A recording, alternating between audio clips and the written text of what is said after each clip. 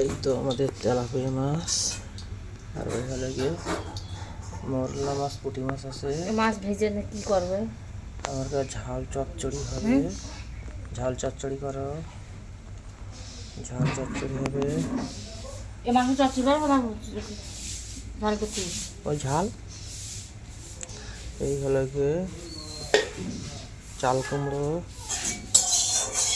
এই তেল দিয়ে সব ভাজা করতে হবে, মাছ ভাজা হবে। কি তেলটা খাচ্ছি? সাদা তেল।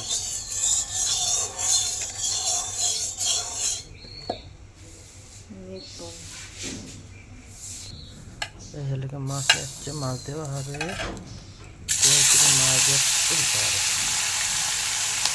মাছ যাচ্ছে। এত খারাপ আর ওই কারাটা দেওয়ার দরকার ছিল না।